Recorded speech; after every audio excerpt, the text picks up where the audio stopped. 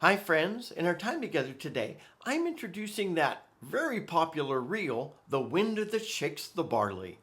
Yes, I know, there's a ballad and a movie with the same name, but they're not the same thing. The Wind That Shakes the Barley that I'm introducing today is a reel. It's an old traditional Irish reel. I assume that a number of you know this tune. But we've had requests to introduce it, and so I wanted to jump into it today. I'll put a link at the top of the notes to the video to the page on my website from which you could download the music and tabs for this fun tune. And I'll stand and walk us through the tune one phrase at a time so you can learn it that way. And then in the play along with Scott section, I'll play the entire tune at a slower, steady pace without ornamentation or expression so that you could play along with me and really get the tune into your blood, into your fingers. After that, we'll talk about some challenges. I'll share some ornamentation and expression ideas and a bit of the history of the tune, what little I could find. And for my walkthrough today, I'm using my Carbony low D, wide bore with close finger spacing. Delightful whistle. If you're interested in one, I'll put some links in the notes to this video as to where you could pick one up. And if you're shopping from Carbony themselves, remember to use my discount code. That's going to be in the notes to the video as well. Now for the transcription, I found I'm giving away some of the history. This is actually in O'Neill's Dance Music of Ireland, and the most popular versions of this tune seem to be very similar to what O'Neill shared way back when. And so I'm sharing a transcription very similar to O'Neill's, but the version that seems much more popular in our era. Though there's not a huge variation off of that O'Neill version. And so, anyway, let me walk us through the tune. Now, there's not a distinct, repeated A and B part, although some people treat it that way. But I'll go through the first half and pause, and then we'll go through the second half. So here's the first half of The Wind That Shakes the Barley. One phrase at a time.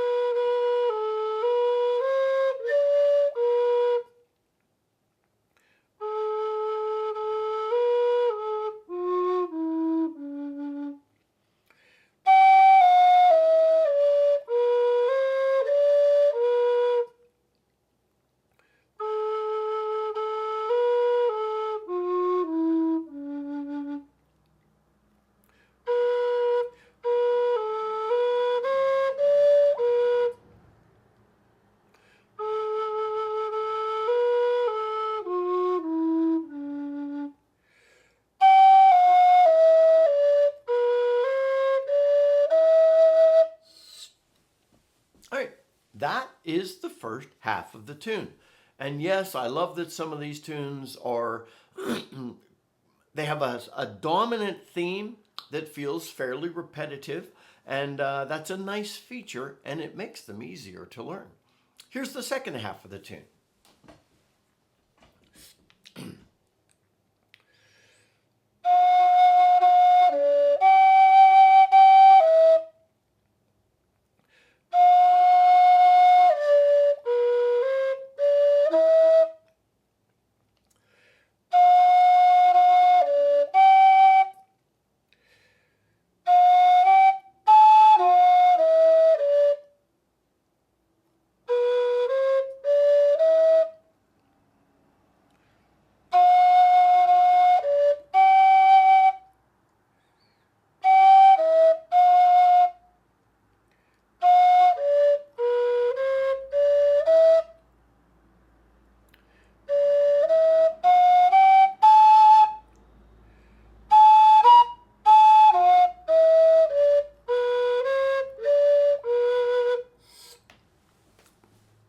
That's the whole tune. Now, in the play along with Scott section, I'll play the entire tune at a reasonably steady pace so that as you're learning it, you can really listen and play along with me just to get into the flow of the tune.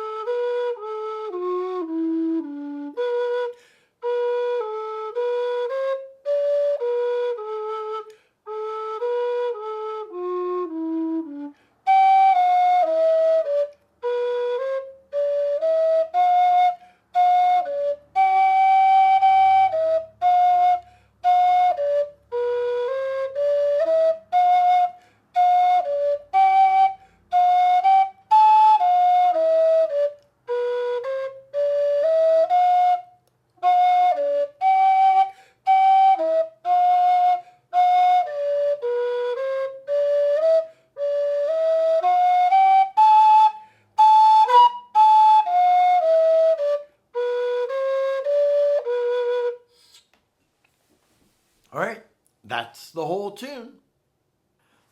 Thinking through any challenges I think you'll experience. The first is, especially if you're a newer player, this is a reel, and so it's a reasonably quick pace.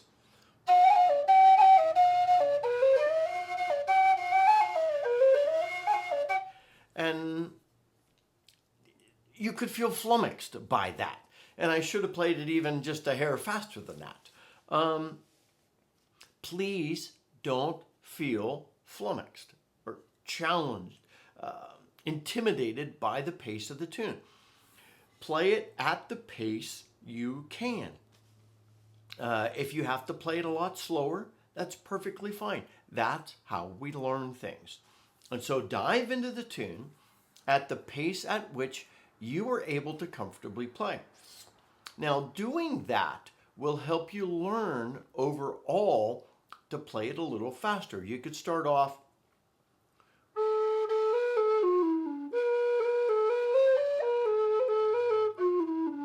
and then get comfortable at that pace, and then see if you could pick up the pace just a smidge.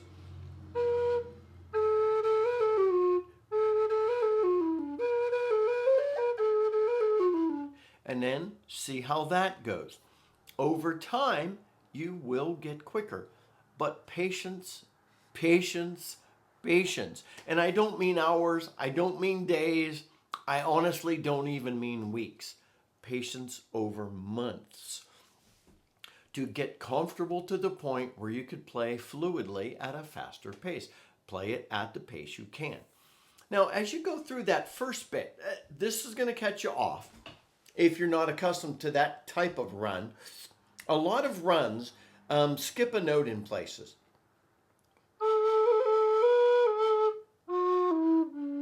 You're not touching the G there at all. You're going A, B, A, F sharp, E, D. And so you got to pay attention to some of that. So really, and then you are playing up to you do have to touch the second octave B at one point. So punch that, hit it with a hard tongue if you want to, or slide into it.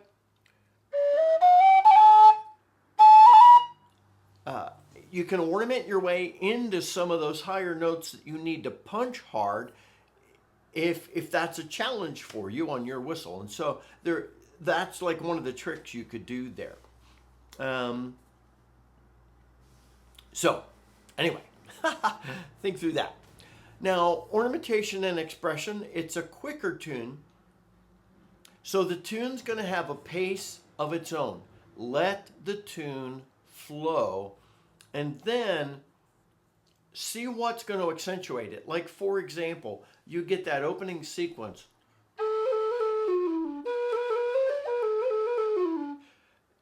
And that's all very similar. And then So I like to keep that first opening bit pretty stable.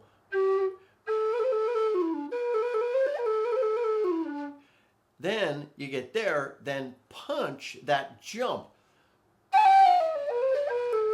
And then back to like a more consistent lower mood. So try and get some mood into it and just see what the music is doing. Now, you all know I don't like to be prescriptive on ornamentation and expression. This is you playing and it's me playing, and you and I may play it similarly, but we're going to play it differently some. So I never want you to imitate me. I want you to hear what I'm saying and doing. I want you to listen to other people and what they're doing, and then I want you to experiment and develop your own expression. So good opportunity for, like I said, there's some fun, like a quick slide, going up to some higher notes, great, great cuts and taps, little quick hard tonguing, maybe a roll off of some of those higher notes at a transition point. So think transition points, think accentuate some of the runs. In a couple of days, I'll have a practice session where I share where I currently am with the tune. And that's important for us to get into. And honestly, again, and I know some folks would like me to be more prescriptive here. I want you to have time between today and when I share a practice session to experiment with this tune for yourself. So that when we come together, you might say, I hadn't thought of that, Scott, or, well, I'm trying this. And then you could stick those notes in the comments because we're learning and growing as a community. So practice the tune, learn the core of the tune. And then we come back together and we mess around with some ornamentation ideas. And I'm sharing with you what the stuff I'm really currently thinking. So that's all that. Now, jumping into the history of the tune, I wish there was more. We know this is a really old tune. There are quite a few transcriptions of this tune in various collections from the early mid-19th century, including O'Neill's Dance Music of Ireland. And like I said earlier, it's pretty similar to the tune for the transcription I'm sharing. There are actually not a wide variety, but there were a number of different sets of lyrics for this tune, but there's no early definitive, oh yeah, this is the original lyrics. A lot of these tunes, that it comes through as a tune. If it came originally as a ballad, there's a chance it has some lyrics, or if we have a deep connection with whoever the author was, in which in this case we don't even know who composed the tune. There might be some early lyrics, but in this situation we don't really know. And so there are different lyrics, but don't take the lyrics as definitively associated with the origins of the tune, at least as far as we know. How's that for really fuzzy history? It's old, it's Irish, it's a blast. That's probably all we need to know, because that's all there is to know. So I hope you enjoy The Wind That Shakes the Barley. It's a great fun tune to play. It's important, it's popular enough, we each need it in our repertoire. My friends, dive in, learn the tune. If you're brand new and checking us out because of the tune, please subscribe. I'd love to welcome you into our community of folks learning to play the whistle together. Until next time, this is Scott Shade. Happy whistling, my friends.